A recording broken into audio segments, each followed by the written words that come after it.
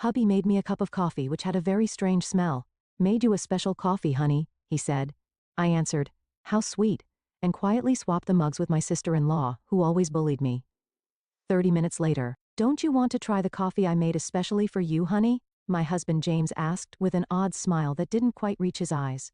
I was sitting at my sister-in-law Nina's elegant dining table in her Nashville home where we gathered for our monthly family brunch. The coffee cup in front of me had a strange, almost metallic smell that made my stomach turn. My name is Christina, and at 29, I never imagined I'd be questioning whether my own husband was trying to poison me. But after 3 years of marriage and countless incidents of accidental food poisoning, I had learned to be cautious, especially around Nina. She had a way of orchestrating situations that left me sick or humiliated, always with that same innocent smile James was wearing now. How thoughtful of you, I replied, forcing a smile while my mind raced. The aroma wafting from the cup was unlike any coffee I'd smelled before. It reminded me of the time last month when I'd ended up in urgent care after drinking tea at Nina's house. The doctors couldn't explain my symptoms, and Nina had insisted she'd made the tea exactly the same way she made her own. Nina watched me intently from across the table, absently stirring her own untouched coffee. James has become quite the barista lately, she said with a smirk. He's been practicing different brewing methods just for you. The way she emphasized for you sent chills down my spine. I had noticed James spending more time at Nina's house lately, claiming they were planning a surprise for our upcoming anniversary. But something felt off. The whispered conversations that stopped when I entered the room, the strange text I'd glimpsed on his phone, and now this coffee with its peculiar scent. I lifted the cup, pretending to take a sip while studying their expressions. James and Nina exchanged a quick glance that confirmed my suspicions. Making a show of checking my phone, I stood up abruptly. Oh, would you look at that? I need to make a quick call for work. Nina, would you mind if I use your study? As I walked past Nina's place setting, I deliberately stumbled, quickly switching our coffee cups in the confusion of steadying myself. I'm so sorry, I exclaimed, straightening up. I'm such a klutz sometimes. Nina waved off my apology with a tight smile. Just try not to break anything in the study. I nodded and hurried away, my heart pounding. Through the study's doorway, I could still see them at the table. Now I just had to wait and watch. From the study doorway, I watched Nina lift the coffee cup to her lips, and my stomach clenched with anxiety. Part of me wanted to stop her, to warn her, but I needed to know the truth. I'd spent too many nights in emergency rooms, too many hours doubled over in pain, always after sharing meals with them. It wasn't always like this. When I first met James at a friend's wedding in Nashville 3 years ago, he was charming and attentive. Nina had seemed welcoming too, inviting me to family gatherings and offering to help plan our wedding.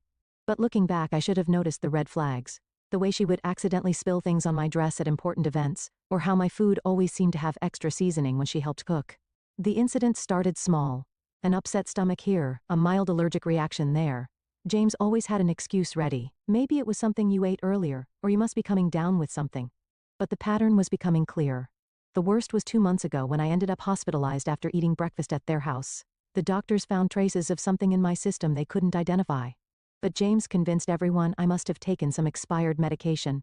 I gripped the doorframe, watching as Nina took another sip of the coffee. James was typing on his phone, seemingly unconcerned. My own untouched cup sat cold on the table where I'd left it. The metallic smell still lingered in my nose, making me shudder. A slight tremor in Nina's hand caught my attention. She set down the cup, her face suddenly pale. James, she said, her voice shaking. Something's wrong. James looked up, his expression changing from confusion to horror as he realized which cup she was drinking from. He jumped up, knocking over his chair. Nina, what's happening? Nina's hands were trembling violently now. I feel she tried to stand but stumbled, grabbing the edge of the table for support. James, what did you put in that coffee? I stepped out of the study, my phone already recording. James was beside Nina now, his face ashen. That wasn't supposed to be your cup, he whispered. But in the silence of the dining room, his words carried clearly. Nina's eyes widened with realization and fear. Call an ambulance, she gasped, sliding to the floor. Please, I can't. I dialed 911 immediately, my hands steady despite the chaos unfolding before me. Nina was on the floor now, her body racked with violent tremors. James knelt beside her, panic written across his face as he realized their plan had backfired spectacularly. Emergency services? Yes. We need an ambulance at 1542 Maple Grove Drive, I said clearly, keeping my phone recording with my other hand. My sister-in-law appears to be having a severe reaction to something in her coffee. She's conscious, but experiencing tremors. As I spoke to the dispatcher, Nina's eyes locked onto mine. The usual cold calculation in her gaze was replaced by raw fear. Christina, she gasped. You switched, you knew? Ma'am, the ambulance is on its way, the dispatcher assured me. Please stay on the line. James was growing more frantic by the second. Nina, what's happening? That wasn't supposed to, it wasn't meant for. Shut up, James. Nina snapped through gritted teeth, her anger momentarily overcoming her distress. This is all your fault. You said it would just make her sick enough to miss the board meeting next week. You promised it wouldn't be traced. My blood ran cold. The board meeting, where I was scheduled to present my proposal for a major client account, the same account Nina had been trying to land for months at our competing firms. Everything started clicking into place. The tea last month, I said, my voice surprisingly steady. And the breakfast incident 2 months ago, those weren't accidents, were they? Nina's face contorted with another wave of pain. The tea that was supposed to keep you home during the Johnson contract presentation, but you went anyway. She clutched her stomach, doubling over. James said, he said we just needed to discredit you, make clients think you were unreliable. The sound of sirens filled the air outside. James stood up, backing away from both of us. Nina, stop talking. You don't know what you're saying. I know exactly what I'm saying. Nina spat, her words slurring slightly. We've been planning this for months, ever since Christina started outperforming me at every client meeting. You were supposed to make sure she drank it today. The paramedics burst through the front door, and I quickly stepped aside to let them work. As they loaded Nina onto a stretcher, I stopped recording and sent the video to my private email, then to my lawyer. James stood frozen, watching as his carefully constructed plan crumbled around him. I'll ride with her to the hospital, I told the paramedics, my voice firm. After all, I need to make sure my sister-in-law gets the proper treatment. I met James's terrified gaze, and I'm sure the doctors will be very interested in knowing exactly what was in that coffee. The emergency room at Nashville General Hospital was a flurry of activity as doctors rushed to treat Nina. I sat in the waiting room, my phone clutched in my hand, replaying the recording of Nina's confession. The tremors in her voice, the panic in her eyes. It was all the evidence I needed to prove this wasn't just paranoia on my part. Family of Nina Anderson? A nurse called out. I stood up, noting James's conspicuous absence. He'd mumbled something about parking the car 20 minutes ago and hadn't returned. I'm her sister-in-law, I said, following the nurse through the double doors. How is she? She stabilized, but we found concerning levels of toxins in her system. The nurse's expression was grave. The doctor would like to speak with you about some unusual findings in her blood work. Dr. Phillips, a tall woman with graying hair and sharp eyes, was waiting by Nina's room. Mrs. Bennett, could you tell me exactly what happened before your sister-in-law became ill? I took a deep breath, pulling out my phone. I think you should listen to this first. I played the recording from brunch, watching the doctor's expression change from professional concern to alarm. This is very serious, she said, making notes on her tablet. The substance we found isn't something that accidentally ends up in coffee. We're looking at deliberate contamination. Just then, James appeared at the end of the hallway, his face pale and sweaty. He'd clearly overheard the doctor's words. Christina, he started, taking a step toward me. Let me explain. Stay back, Dr. Phillips warned, pressing the nurse's call button. Security to room 412, please. James raised his hands in surrender. This is all a misunderstanding. Nina was confused. She didn't know what she was saying. Really? I pulled up the text I discovered on his phone last week, the ones I'd secretly forwarded to myself. So these messages between you and Nina about making sure she's out of commission before the Henderson presentation were just friendly conversation. His face drained of color. You went through my phone after I found the strange pills in your desk drawer? Yes, I did. I turned to Dr. Phillips. Doctor, I've been hospitalized 3 times in the past 6 months with unexplained symptoms. I'd like to know if they match what you found in Nina's system today. The doctor's eyes narrowed. We'll need to run some tests to compare. Security will make sure your husband remains available for questioning. 2 security guards appeared, positioning themselves on either side of James. He looked trapped, his carefully constructed facade crumbling. Nina and I, he stammered. We were just trying to help you slow down. You were working too hard, taking all the big clients. Nina said if we could just make you take some time off. By poisoning me? My voice was steady, even as my hands shook with rage. How long have you been doing this? Was it you who tampered with my food at the Christmas party too? James's silence was all the answer I needed. Behind him, I could see Nina's room, where she lay connected to various monitors. Her earlier bravado was gone, replaced by the fear of someone who knew their schemes had finally caught up with them. Detective Mendoza is on her way, Dr. Phillips said quietly. She'll want to take statements from everyone involved. I nodded, feeling a strange sense of calm. The truth was finally coming out, and there was no going back. Detective Mendoza arrived within the hour, her presence commanding attention in the sterile hospital corridor. She was a seasoned investigator who specialized in domestic abuse cases, and she listened intently as I played the recording from brunch and showed her the text messages. "Mrs. Bennett," she said, reviewing her notes. "You mentioned previous hospitalizations. Can you tell me more about those incidents?" I pulled out my phone again, opening a document I'd been quietly maintaining for months. The first time was in February after a dinner at Nina's house. I had severe stomach pains and dizziness. The second was in April, the tea incident, and then in June after breakfast with them. My voice remained steady as I continued. Each time the symptoms were similar, but just different enough that the doctors couldn't pinpoint a cause. The detective's eyes narrowed as she looked at my detailed log of dates, symptoms, and circumstances. "And you've been keeping records?" "Ever since I noticed the pattern." I hesitated before pulling out another phone from my purse. I also started carrying a backup phone with a different number. I used it to record conversations when I was around them. I have several where Nina and James discuss their plans, though they're careful not to be explicit. In one of the recordings, Nina's voice came through clearly. "The Henderson account is worth millions, James. We can't let her ruin everything we've worked for. Just stick to the plan. A few days of illness should be enough." James's response was equally damning. "I've got something stronger this time. She won't make it to the presentation." Detective Mendoza's expression hardened as she listened. Through the window of Nina's room, I could see my sister-in-law was now awake, looking significantly less confident than she had at brunch. "The hospital is running toxicology screens," the detective informed me.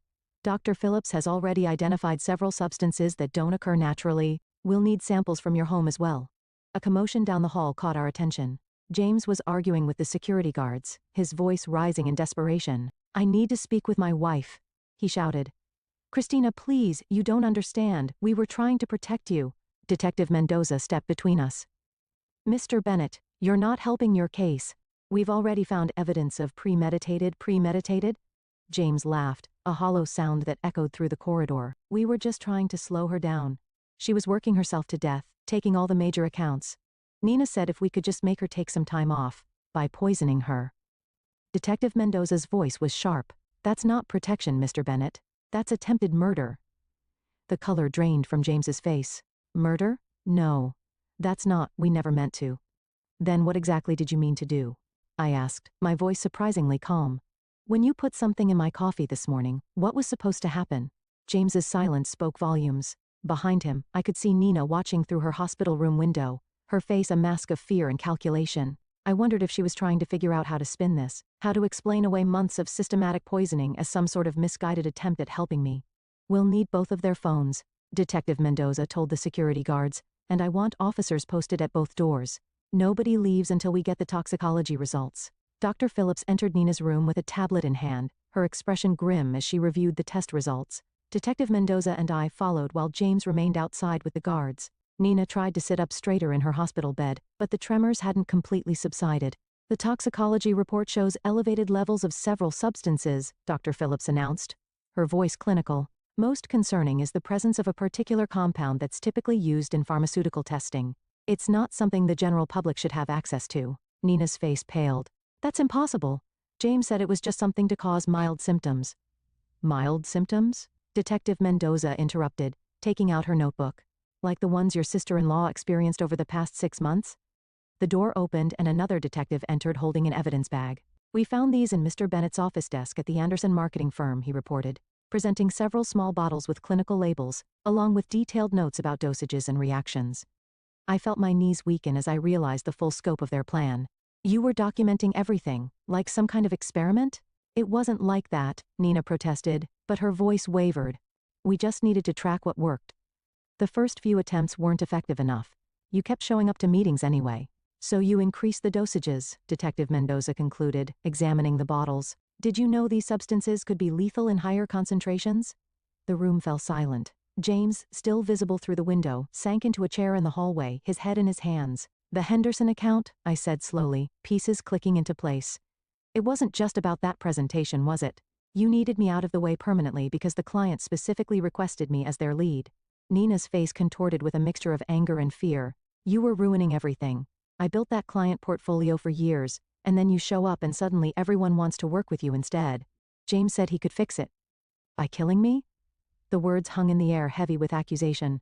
"We weren't trying to," Nina started, but Dr. Phillips cut her off. "The concentration in the coffee you drank today, the doctor stated, looking directly at Nina, was significantly higher than previous samples we've analyzed from Mrs. Bennett's earlier hospital visits. If she had consumed it, the outcome would have been severe, possibly fatal. Detective Mendoza turned to the other officer. We'll need a full warrant for both their homes and offices, and contact the pharmaceutical company listed on these bottles. Find out how they obtained these substances. Nina slumped back against her pillows, the fight draining from her face. It wasn't supposed to go this far, she whispered. James kept saying we just needed one more try. I stepped closer to her bed, my voice steady despite the trembling in my hands. Every time I got sick, every meeting I missed, every client I lost, you were both there watching, taking notes on how your poison was affecting me. What kind of people does that make you? The silence that followed was deafening. Outside, I could hear James being read his rights as additional officers arrived. Nina stared at her hands, unable to meet my gaze. Detective, I said, turning away from my sister-in-law. I'm ready to make my formal statement now. The trial lasted 3 weeks, but it felt like years. I sat in the courtroom each day watching as the prosecution methodically laid out their case against James and Nina. The evidence was overwhelming. The bottles from James's office, their detailed notes on each poisoning attempt, the recorded conversations, and text messages discussing their plans. What struck me most was their demeanor throughout the proceedings. Nina, usually so polished and confident, looked small in her defendant's chair. James couldn't even look at me, keeping his eyes fixed on the floor as expert witnesses detailed the potentially lethal effects of the substances they'd been using. Dr. Phillips's testimony was particularly damning. She presented a comprehensive analysis showing how they had gradually increased the dosages over time, demonstrating clear intent to cause serious harm. The pharmaceutical company representative confirmed that James had stolen the compounds through his college friend who worked in their research department. The defendants showed a calculated pattern of behavior, the prosecutor argued in her closing statement. This wasn't just corporate sabotage. It was a systematic attempt to harm Mrs. Bennett, with a clear escalation that could have resulted in death. When the verdict was finally read, I felt no joy, only relief. Both James and Nina were found guilty on multiple counts, including attempted murder and conspiracy. The judge's words echoed through the silent courtroom. The premeditated nature of these actions, carried out against a family member over an extended period, demands the maximum sentence. I watched as they were led away in handcuffs, thinking about how greed and jealousy had twisted two people I once trusted into something unrecognizable. Their business, their reputations, their freedom, all sacrificed in an attempt to destroy me. 1 year after the trial, I stood at the podium of the Nashville Business Leaders Conference, preparing to give the keynote speech. The irony wasn't lost on me. This was exactly the kind of opportunity Nina had tried to prevent me from achieving. The Henderson account, which she and James had been so desperate to steal, had led to several more major clients, establishing me as one of the top marketing executives in the region. Success isn't just about talent or hard work, I began, looking out at the sea of faces. It's about integrity, about building genuine relationships based on trust. I paused, letting my words sink in. Sometimes the biggest threats to our success come from those closest to us, but surviving those challenges makes us stronger. After my speech, several young professionals approached me seeking advice. One woman, her eyes bright with determination, asked how I'd maintained my composure throughout the ordeal. I focused on what I could control, I told her. I gathered evidence, trusted my instincts, and refused to let fear stop me from pursuing my goals. Later that evening, I received an email from the Henderson client confirming they were renewing their contract for another 3 years. I smiled, thinking about how differently things might have turned out if I hadn't trusted my instincts that day at brunch. The local paper had run a small article that morning about Nina and James beginning their prison sentences. I didn't read it. Instead, I focused on the proposal for my newest client project, knowing that the best revenge wasn't about getting even. It was about moving forward and succeeding despite those who tried to hold you back.